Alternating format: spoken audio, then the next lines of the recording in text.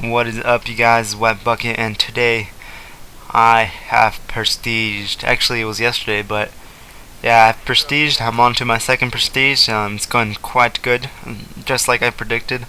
It takes me about a week to prestige, maybe a little bit more, like a day more. But sorry about that. Just hiccuped. But I mean burped.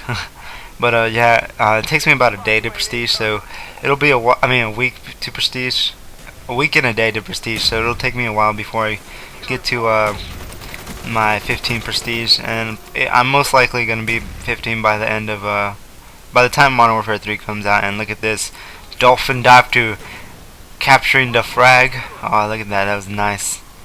And so yeah, my channel's actually been growing, so I want to thank you guys for helping me, supporting me out. I've actually I get like 15 subs a day now. So just yesterday I was at 30 something, and now I'm up to 47. Actually, that's really bad math, so it's not. So I actually go up 10 subs a day. My bad, not 15. But yeah, so I was at 36, and now I'm at 37, so 11 now.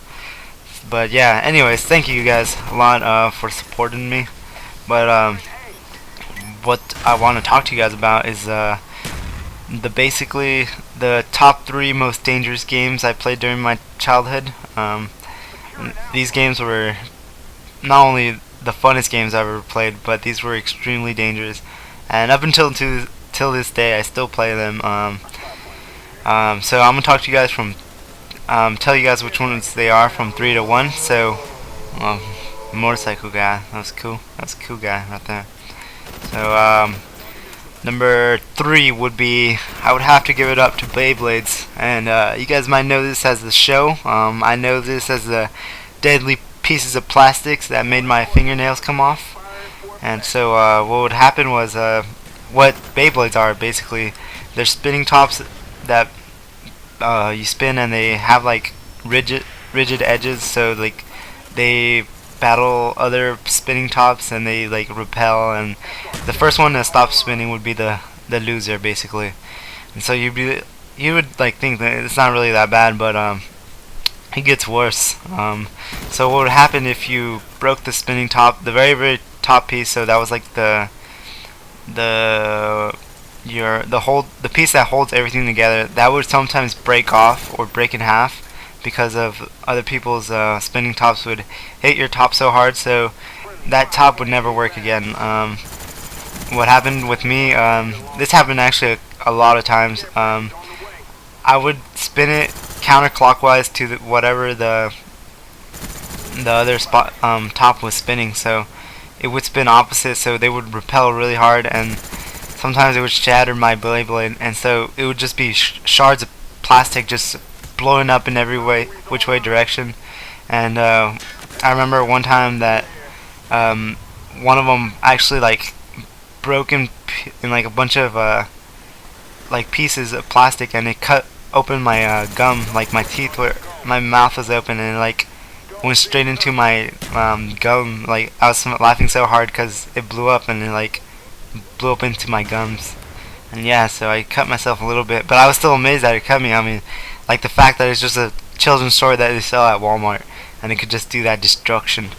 But yeah, so and what was even worse, that they started selling these metal spinning tops, and they were the Beyblades metal spinning tops, and they were pretty horrible too. I mean, they would spin so hard, and when you try to stop it, it would like, I remember one time I tried to grab mine while it was still spinning, and then another spinning top hit my fingernail and like broke it almost in half, and it like, my fingernail turned all purple and that nasty color when you know that your nail's about to come off.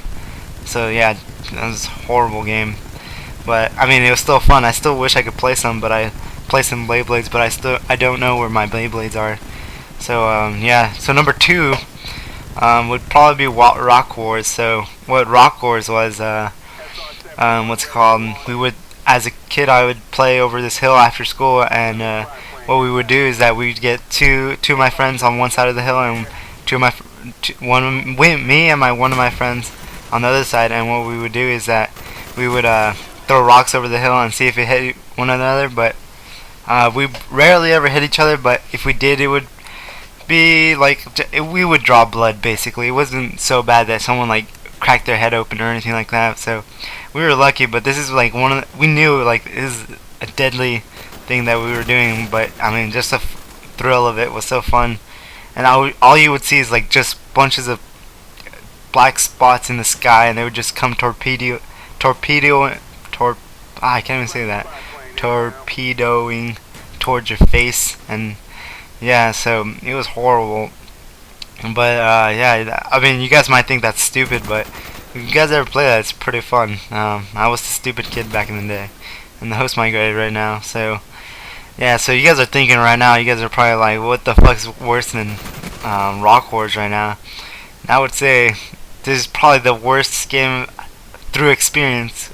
Would be Crack the Whip. I don't know if you guys know this game. Some of you guys might know it, and it's a pretty fun game. And not only is this game like pretty fucking intense, is that the thing is that they let you play this during PE at like some high school. I mean, at some schools.